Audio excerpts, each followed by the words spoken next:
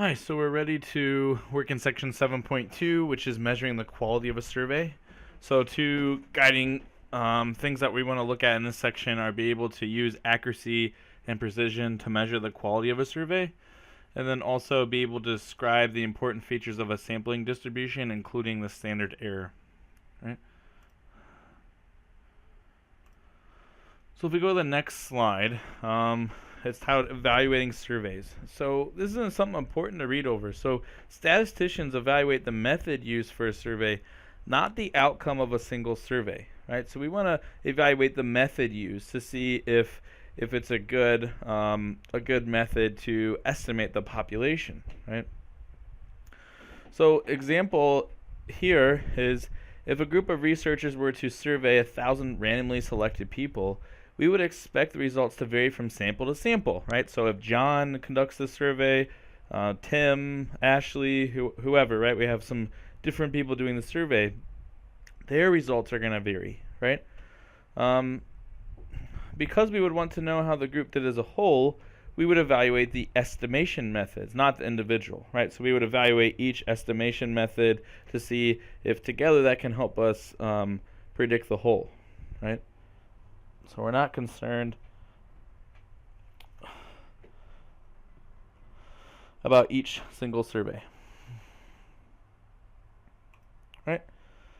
So the goal here is we want accuracy and precision, right? So an estimation method should be both accurate and precise. So when we mean by accurate, that is that the method measures what it's intended. So it correctly estimates the population parameter, right? So we want to make sure we're measuring what we want to measure. And precise, so precision, is, if the method is repeated, that the estimates are going to be very consistent, right? So we want to be accurate, precise. So kind of a visual to help us think about this, and this was presented in the book, were about golf balls, right? So if the goal is to get the golf ball in the hole, which of these pictures shows a method that are accurate, precise, or both, right? So here, accurate would mean that you tend to hit the ball near the cup, right? Where precise would be, even when he or she misses, he or she doesn't miss by very much, right? That would be precise. So if we look here, these are the breakdown for each three pictures, right? So the first picture shows both accuracy and precision, right? So we tend to hit the ball near the cup, and if we do miss, we don't miss by a lot, right? So this second picture shows precision but not accuracy, right? So accuracy means we tend to hit the ball near the cup, which we didn't here, but when we did hit, we didn't miss by very much, right? So we have precision. So then this last picture shows accuracy but not precision, right? So we do tend to hit the ball near the cup, but we did miss. Our balls are further away from the cup, right? So we're not as precise each time, right? So there were a number of simulations presented in the text, right? So I want to consider simulation 1. So it says we have a small population of 8 people, 2 of whom are cat people, and 6 of whom are dog people, right?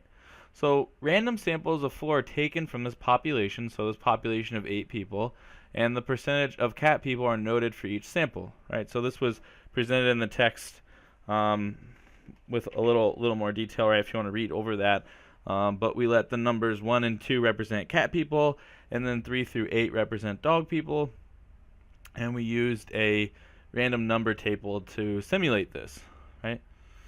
So the questions asked here are, will each sample contain 25% cat people, and is it possible to get a sample with 0 cat people, right? So we'll see. So using a random number table, 3 random samples were taken and shown below, right? So we took random samples of 4 people and look at what are the percentage of cat people. So we have 0% cat people, 1 sample with 25%, right, 1 out of 4, and a third with 25%, 1 out of 4. So if you remember right, p hat is used for my my sample, right, my statistic, where just p is used for my parameter, right, my population parameter. So the population parameter remains the same, right? There's still just 8 people in, you know, in my population the entire time, the same 8 people, and there are 25% cat people the entire time. So we're taking random samples out of that 8, right? 4 people each time, and we got 3 different results, right? 0% cat people, 25%, and then 25%. So this was based on my sample, right? So we're using a small number here so you can kind of see how it works, right? So we're using just 8 people as my population. So if I were to look at a distribution of p hat, this is what this would look like, right? So the probability distribution of p hat is called the sampling distribution. So we can represent it as this table or the graph, right? So you should be familiar with the table and the graph by now, right? So here we're showing probability, and here's my in my table format, right? So 0% has a probability of 0.21429, right? 25% 0.57143, and then 50% 0.2421429, right? So you can see it looks to be symmetric, right? Unimodal. So some notes about this simulation. So our estimator p hat is not always the same as our parameter p, right? So note they weren't always the same, but our p did remain the same the entire time, right? So the mean of the sampling distribution is 25%, which is the same as the value of p. This indicates the estimator p hat is unbiased, right? So if we find the mean of our sampling distribution, and if that's the same thing as the value of p, then we say that's unbiased, right? If they're a little off, there could be some bias there, but that's how we can measure that, right? So even though p hat is not always equal to p, the estimate is never more than 25 percentage points away from p, right? So if we look at, the previous slide, right? Notice I know this is my mean, right? Because this is symmetrical, and that's in the center, right? So 25% is the mean, and then we're never more than 25 percentage points away, right? So I can be 0 away, which is 25 points away, or to the right to 50, which is 25 percentage points away, right? So that's what that sentence is talking about. So then what we can talk about is standard error, right? So if I look at this sampling distribution, the standard deviation with that sampling distribution that we saw before, we give this a special name called standard error. So what this does is it measures how much an estimator typically varies from sample to sample, right? So when the standard error is small, we say the estimator is precise, right? So if my standard error is small, we have precision. If it's very large, then we're not as precise, right? So this is looking at the spread of the sampling distribution, right? So let's consider a second simulation, right? So now instead of a population of 8, let's have a population of 1,000 people. So 250 are still cat people, right? So that represents 25% of the population. So now let's take random samples of 10 people and find p hat of cat people in each sample. So here, doing 10,000 samples, that would take a long time to do, right? So for us, we're going to use technology to get some random samples, and the results are on the next slide, right? So here is a look at the distribution, right, of p hat, and here is my mean of the distribution, right, this triangle, and that looks to be at 25% still, right, which is good because that's what p is, right? So if your mean of the p hat distribution is the same as p, then again that means that there's no bias.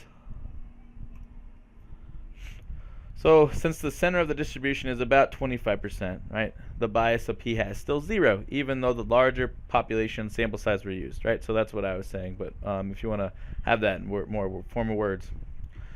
So the variation of p hat is less in this case, right?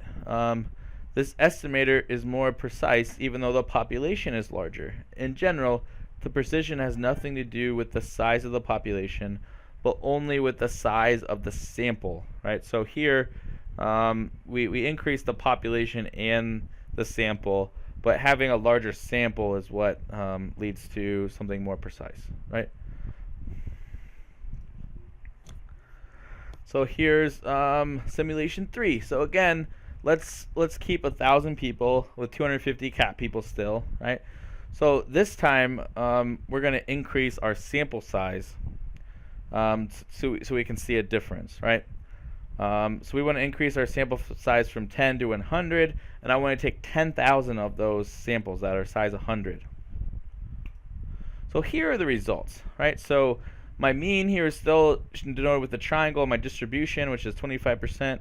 So I still have no bias here, right, with my p-hat distribution, right? So the mean of the p-hat distribution is equal to p, right? So remember, p was 25%.